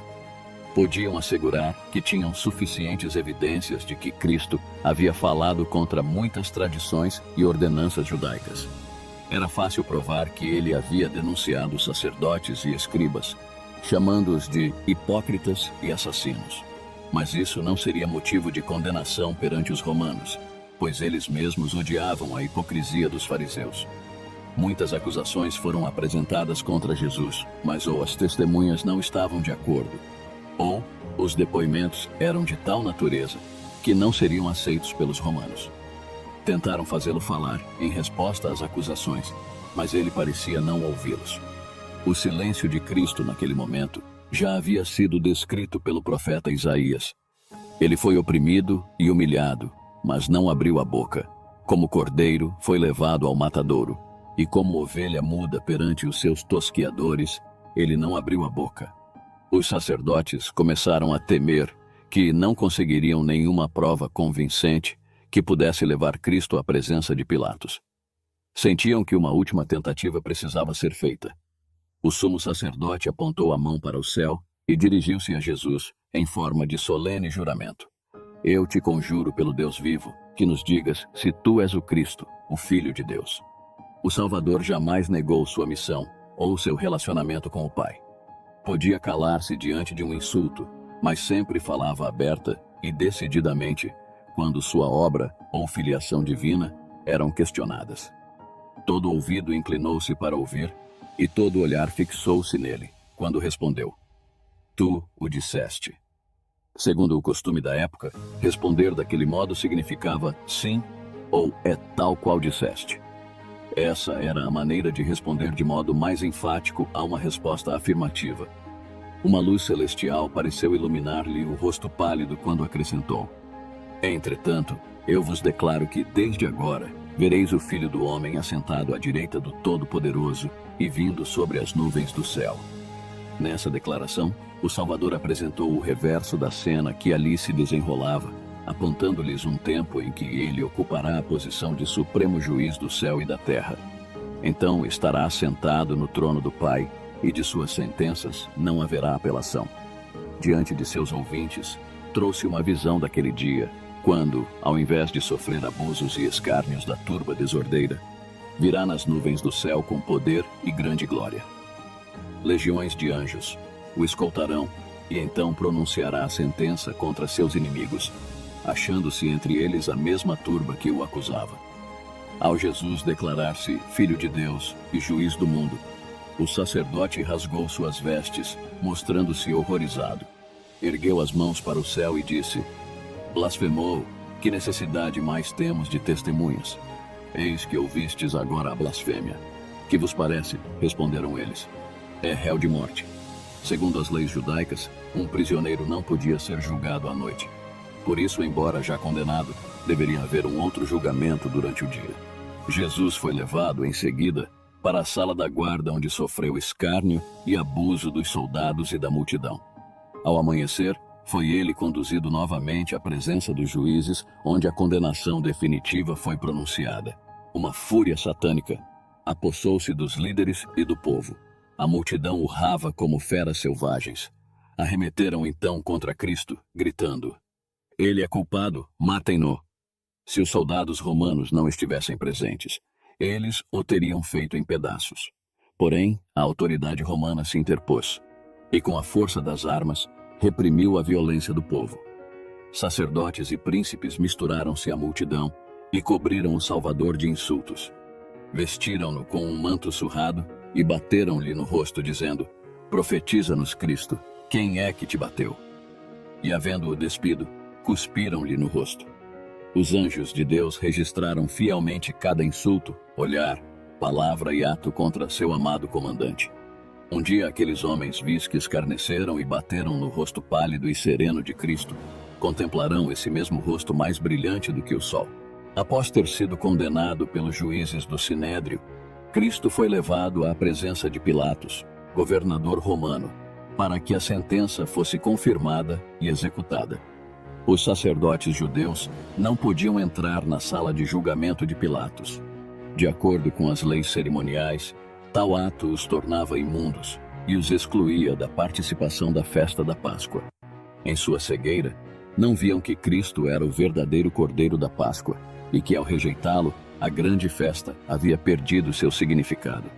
Quando Pilatos olhou para Jesus, notou nele um homem de aspecto nobre e de porte digno. Em seu semblante não havia nenhuma expressão de delito.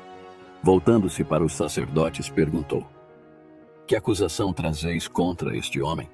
Seus acusadores, que não desejavam entrar em pormenores, não estavam preparados para essa pergunta. Sabiam que não possuíam nenhuma evidência confiável para que o governador romano condenasse Jesus.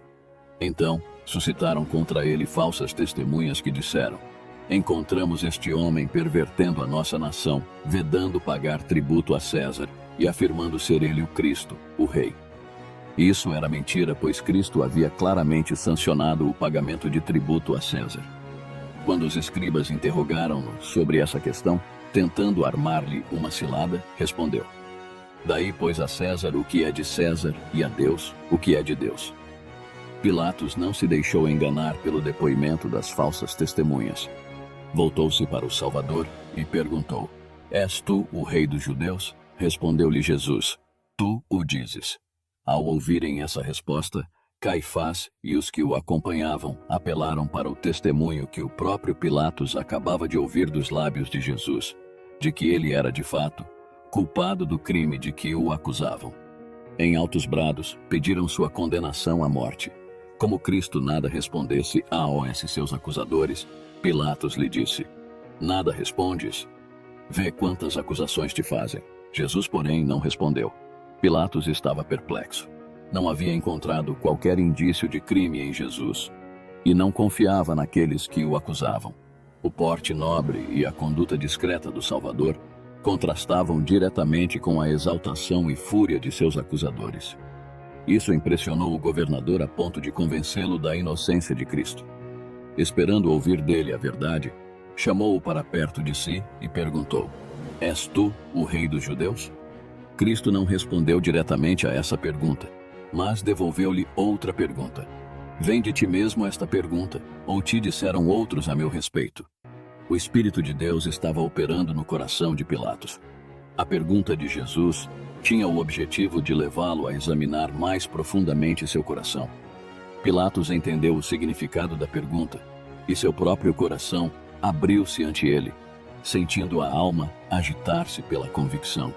Nesse momento, porém, um sentimento de orgulho apoderou-se dele e, voltando-se para Jesus, disse-lhe: Porventura sou judeu? A tua própria gente e os principais sacerdotes é que te entregaram a mim. Que fizeste? A grande oportunidade de Pilatos havia passado. Contudo, Jesus desejava que o governador compreendesse que ele não viera para ser um rei da terra e por isso disse-lhe: O meu reino não é deste mundo. Se o meu reino fosse deste mundo, os meus ministros se empenhariam por mim, para que não fosse eu entregue aos judeus. Mas agora o meu reino não é daqui. Então lhe disse Pilatos: Logo tu és rei? Respondeu Jesus: Tu dizes que sou rei. Eu para isso nasci e para isso vim ao mundo, a fim de dar testemunho da verdade. Todo aquele que é da verdade ouve a minha voz. Pilatos tinha desejo de conhecer a verdade. Sua mente estava confusa. Avidamente apanhou as palavras de Cristo e seu coração comoveu-se com o desejo de conhecer e obter a verdade. Então perguntou a Jesus: "Que é a verdade?" Mas não esperou pela resposta. Fora do tribunal, a turba chegou ao máximo da agitação e tumulto.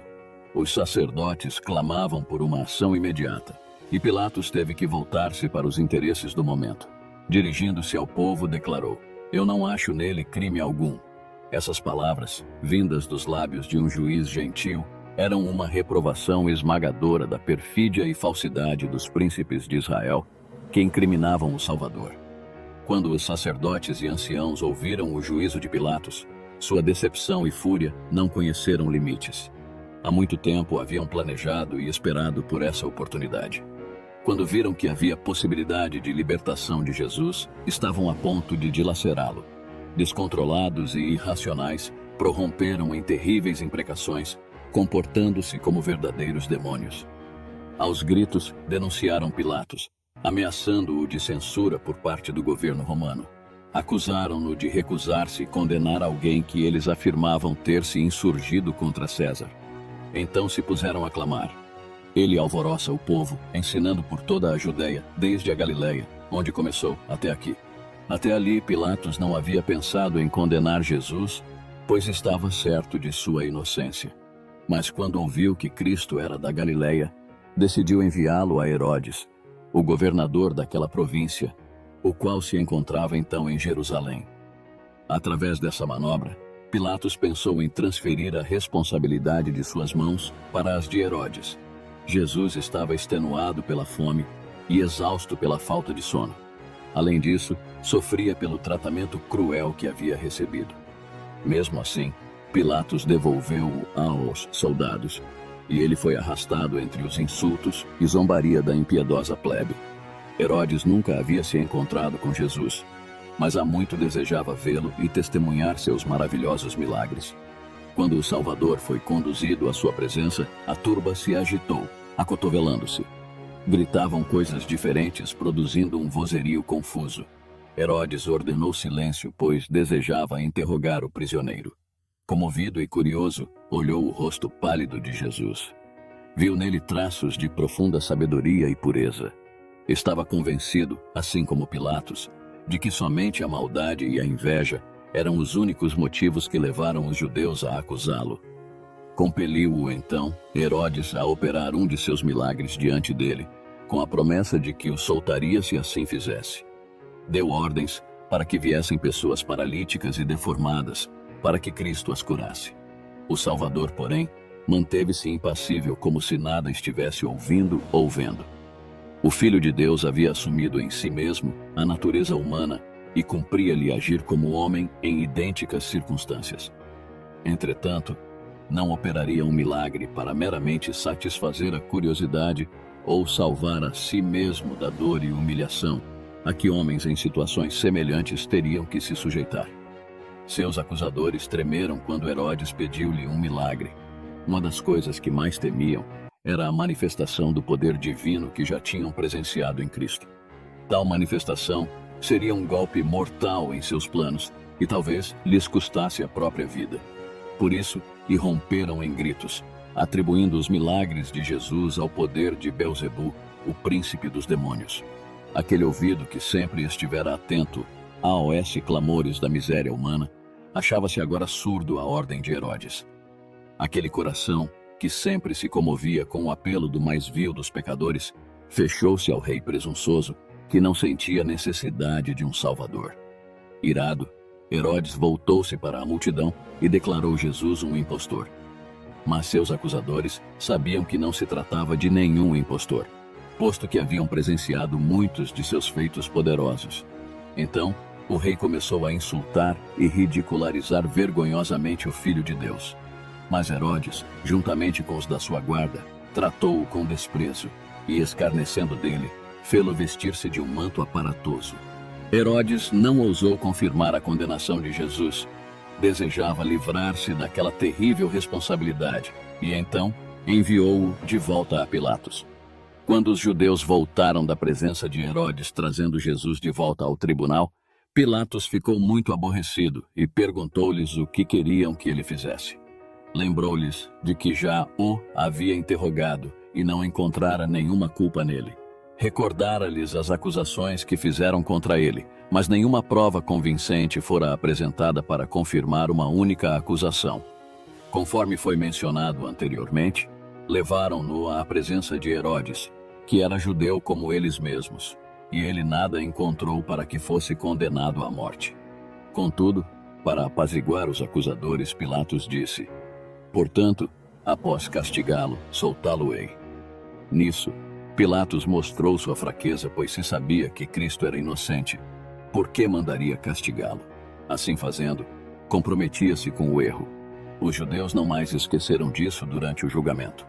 Haviam conseguido intimidar o governador romano, e agora, tirando vantagem disso, haveriam de pressioná-lo até conseguir a condenação de Jesus.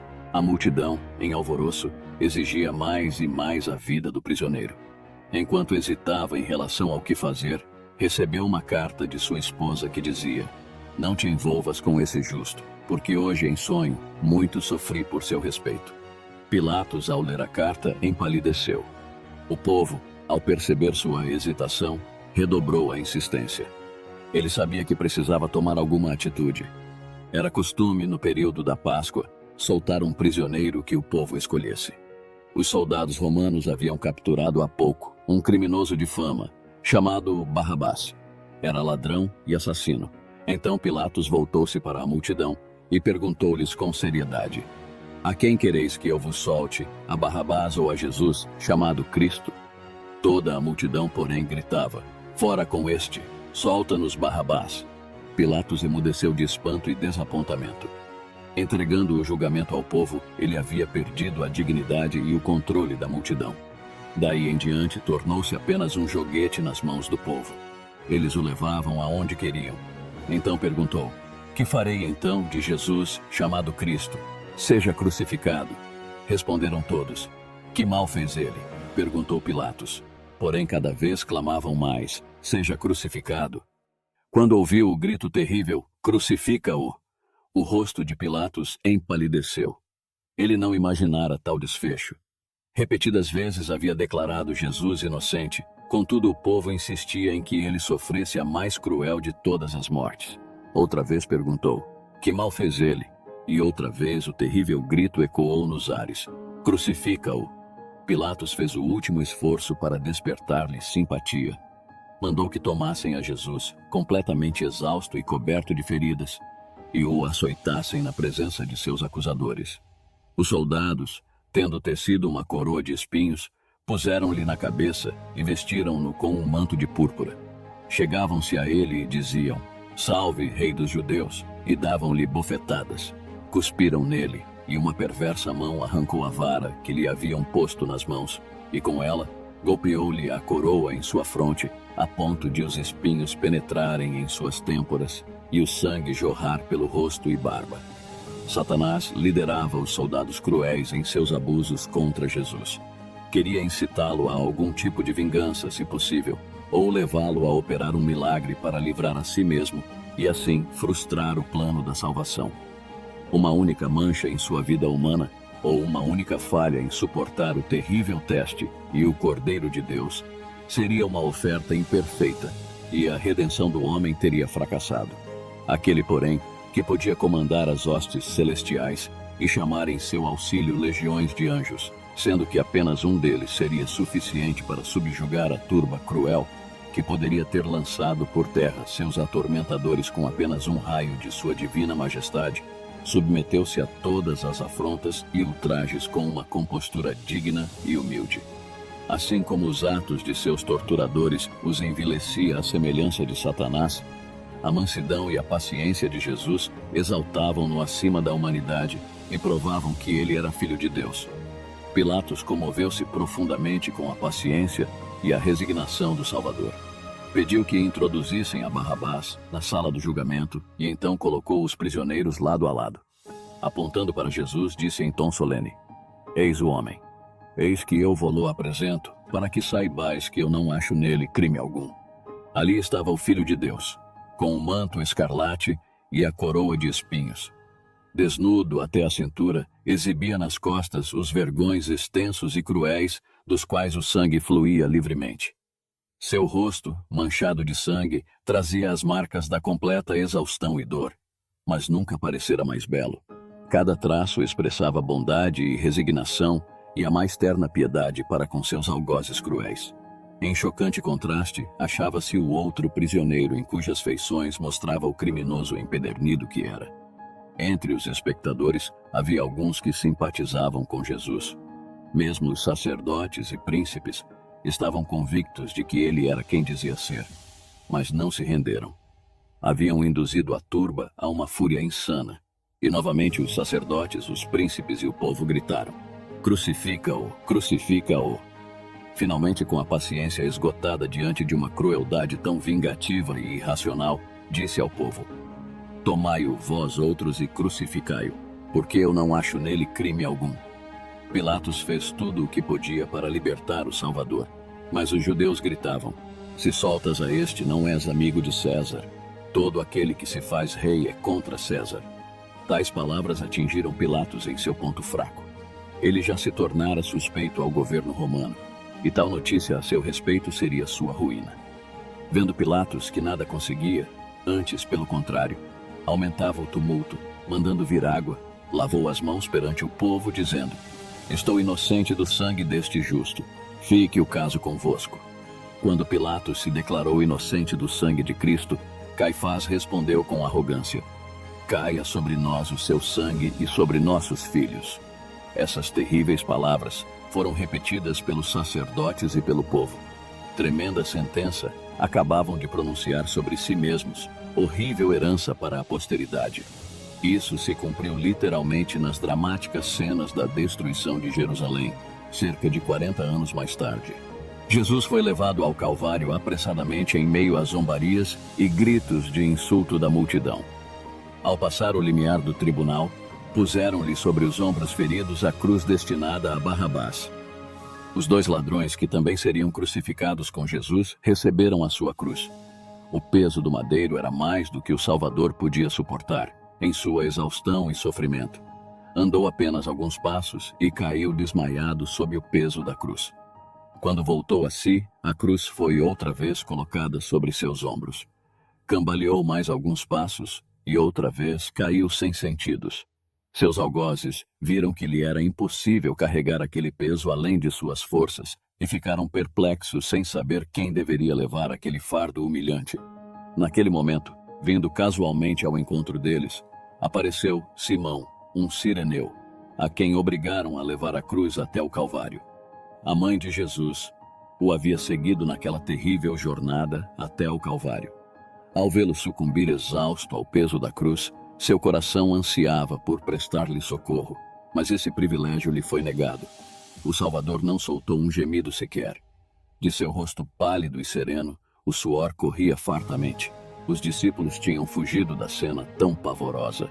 O lagar: "Eu o pisei sozinho, e dos povos nenhum homem se achava comigo." Enquanto os soldados faziam sua obra, a mente de Jesus desviou-se de seus sofrimentos para se concentrar na terrível recompensa que aguardava os seus perseguidores. Tendo piedade de sua ignorância, orou: "Pai, perdoa-lhes, porque não sabem o que fazem." Assim, Cristo conquistou o direito de tornar-se o intercessor entre os homens e Deus. Essa oração abrangia o mundo todo, incluindo cada pecador que existiu ou que viria a existir, desde o princípio até a consumação do século. Logo depois de pregar Jesus na cruz, homens fortes levantaram um madeiro e o fincaram violentamente no chão. Isso causou um intenso sofrimento ao Filho de Deus. Pilatos escreveu então um letreiro em latim, grego e hebraico, o qual mandou afixar em cima da cruz, para que todos pudessem ler: "Jesus Nazareno, o Rei dos Judeus." Os soldados dividiram entre si as vestes de Jesus, mas como sua túnica era sem costura, contenderam por ela e finalmente fizeram um acordo de que deveriam lançar a sorte para ver quem a levaria. O profeta de Deus já havia predito esse incidente nas Escrituras: "Cães me cercam, uma súcia de malfeitores me rodeia, traspassaram-me as mãos e os pés, repartem entre si as minhas vestes, e sobre a minha túnica deitam sortes. Assim que Jesus foi erguido na cruz, desenrolou-se uma terrível cena. Sacerdotes, príncipes do povo e escribas juntaram-se à multidão e romperam em zombarias e insultos contra o Filho de Deus agonizante, dizendo: Se tu és o rei dos judeus, salva-te a ti mesmo. Salvou os outros. A si mesmo não pode salvar-se. É rei de Israel. Desça da cruz e creremos nele. Confiou em Deus, pois venha livrá-lo agora se de fato lhe quer bem, porque disse: Sou filho de Deus. Ao entregar sua preciosa vida, Cristo não teve a alegria do triunfo para animá-lo. Seu coração encontrava-se oprimido pela angústia e ferido pela tristeza. Mas não era o medo da morte a causa do seu sofrimento, e sim o peso esmagador do pecado do mundo que o separava do amor de seu Pai. Isso foi o que quebrantou o coração do Salvador, a tal ponto que determinou sua morte antes do tempo previsto. Cristo sentiu a angústia que os pecadores hão de sentir quando tiverem consciência de sua culpa e reconhecerem estar para sempre excluídos da paz e da alegria do céu. A própria natureza simpatizou com aquela cena. O sol, que até o meio-dia havia brilhado no firmamento, negou seu brilho de repente. Em volta da cruz, tudo ficou mergulhado em trevas, como se fosse a hora mais escura da noite. Essa escuridão sobrenatural durou 3 horas completas. Um terror indizível se apossou da multidão. As zombarias e imprecações cessaram completamente, e homens, mulheres e crianças caíram por terra cheios de pavor. À hora nona, as trevas se dissiparam de sobre o povo, mas ainda envolvia o Salvador como um manto. Raios flamejantes pareciam arremessar-se sobre ele, ali pendurado na cruz. Foi então que exclamou em um grito desesperado: Deus meu, por que me desamparaste? Nesse ínterim, as trevas haviam baixado sobre Jerusalém e as planícies da Judéia. Todos os olhos se voltaram para a cidade condenada e viram os raios ameaçadores da ira de Deus sendo arrojados contra ela. De repente, a escuridão sobre a cruz se dissipou e, com voz clara e poderosa que parecia ressoar por toda a criação, Jesus exclamou: Está consumado. Pai, nas tuas mãos entrego o meu espírito. Depois, curvando a cabeça sobre o peito, expirou. Outra vez, as trevas baixaram sobre a terra e se ouviu um estrondo como um poderoso trovão acompanhado de um terremoto. Quando Cristo morreu na cruz do Calvário, abriu-se um caminho novo e vivo, destinado tanto aos judeus quanto aos gentios. Os anjos se alegraram quando o Salvador exclamou: Está consumado. O grande plano da redenção havia sido cumprido. Através de uma vida de obediência, os filhos de Adão poderiam finalmente ser exaltados à presença de Deus. Satanás havia sido derrotado e sabia que seu reino estava perdido. O Salvador havia sido condenado por crime de conspiração contra o governo romano. Pessoas que eram executadas por esse motivo tinham que ser sepultadas à parte, em um local destinado a tais criminosos. João, o discípulo amado, estremeceu ante a ideia de que o corpo de seu amado mestre pudesse ser levado pelos insensíveis soldados romanos e sepultado em um lugar de desonra. Mas ele não podia evitar isso, e tampouco tinha alguma influência junto a Pilatos. Nesse momento de indecisão, Nicodemos e José de Arimateia, homens ricos e de influência, vieram para ajudar os discípulos. Ambos eram membros do Sinédrio e conhecidos de Pilatos, e decidiram que o Salvador seria sepultado com as devidas honras. José foi à presença de Pilatos e pediu corajosamente o corpo de Jesus. Pilatos, depois de haver se informado de que Jesus estava realmente morto, concedeu-lhe o pedido. Com delicadeza e reverência, removeram da cruz, com suas próprias mãos, o corpo de Cristo. Lágrimas de compaixão fluíam livremente ao contemplarem o corpo ferido e dilacerado do Mestre. José possuía um sepulcro novo, talhado na rocha. Ele o havia construído para seu próprio uso, mas agora o destinara a Jesus. O corpo, com as especiarias trazidas por Nicodemos, foi cuidadosamente envolto em um lençol de linho, e o Redentor foi levado à sepultura. A entrada do sepulcro havia sido fechada com uma grande pedra, e a máxima segurança e cuidado foram empregados para guardar o túmulo. O selo do Império Romano fora colocado de tal maneira que a pedra não poderia ser removida sem rompê-lo. Uma escolta de soldados romanos montava guarda ao redor, mantendo estrita vigilância para que o corpo não fosse molestado. Alguns guardas rondavam constantemente enquanto outros descansavam no chão. Havia, porém, outra guarda perto do túmulo. Anjos poderosos, enviados do céu, estavam ali. Apenas um desses anjos tinha força suficiente para destruir todo o exército romano. Lucas, em seu relato a respeito do sepultamento do Salvador, fala sobre algumas mulheres que o acompanharam em sua crucifixão, dizendo: então se retiraram para preparar aromas e bálsamos, e no sábado descansaram segundo o mandamento.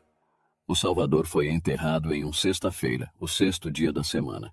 As mulheres prepararam os ungüentos e as especiarias para embalsamar seu Senhor e as deixaram de lado até que o sábado tivesse passado.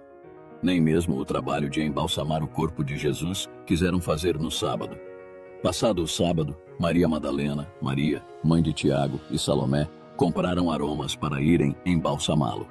E muito cedo, no primeiro dia da semana, ao despontar do sol, foram ao túmulo.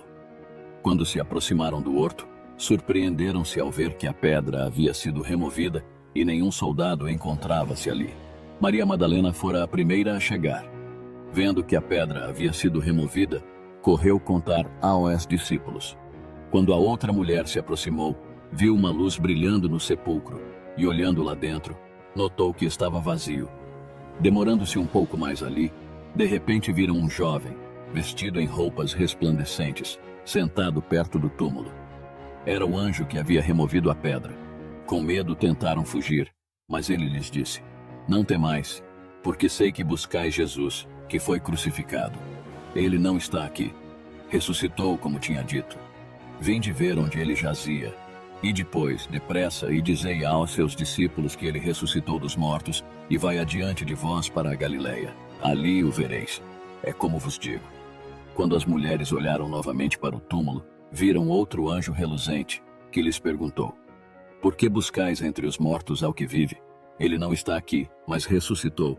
Lembrai-vos de como vos preveniu, estando ainda na Galileia, quando disse: importa que o Filho do Homem seja entregue nas mãos de pecadores, e seja crucificado, e ressuscite no terceiro dia. Maria estivera ausente daquela cena e voltava agora em companhia de Pedro e João. Quando eles retornaram a Jerusalém, ela permaneceu no local da sepultura. Não suportava a ideia de sair dali sem antes saber o que havia acontecido com o corpo do seu Senhor. Enquanto chorava, ouviu uma voz que lhe disse: mulher, por que choras? A quem procuras? Seus olhos velados de lágrimas impediram-na de reconhecer quem lhe falava. Pensou que se tratava do jardineiro e lhe disse em tom de súplica: Senhor, se tu o tiraste, dize-me onde o puseste, e eu o levarei. Enxugando depressa as lágrimas, reconheceu diante de si o Salvador. Em sua alegria, esquecendo-se de que ele havia sido crucificado, estendeu-lhe as mãos dizendo: Rabi, que quer dizer mestre. Jesus, porém, lhe disse: não me detenhas, porque ainda não subi para meu Pai, mas vai ter com os meus irmãos e dize-lhes: subo para meu Pai e vosso Pai, para meu Deus e vosso Deus. Todo o poder no céu e na terra foi então dado ao príncipe da vida. E ele retornou aos seus discípulos neste mundo pecaminoso, a fim de lhes comunicar seu poder e sua glória. Depois da ressurreição, Jesus apareceu a muitas pessoas, além de seus discípulos, com o propósito de fortalecer a fé dessas pessoas. Tudo o que estava escrito sobre ele foi cumprido. Hoje, por meio dele, de seus atos de fé e obediência, a humanidade tem a esperança de chegar a Deus por meio de Jesus. Temos o exemplo de como ser melhor. Por meio de Jesus, conseguimos alcançar redenção, justificação, santificação e glorificação. O ser humano sem Jesus está condenado. Por isso, devemos crer e obedecer a seus mandamentos para que sejamos conhecidos como filhos de Deus, chamados pelo seu propósito. Espero que você tenha aprendido sobre a vida de Jesus. Tentei abordar aqui os principais fatos da história. Deixe seu comentário sobre o que você achou. Deus abençoe sua vida. Se você ainda não aceitou Jesus como seu Salvador, ainda dá tempo, arrependa-se. Ele pode mudar seu futuro, sua história. Ele pode tirar de você toda a tristeza, toda a solidão e te proporcionar o que você precisa. Entra no teu quarto, fecha a porta e fala com Deus. Ele vai te ouvir. Deus abençoe. Se você gostou do vídeo, não esqueça de curtir e se inscrever no canal.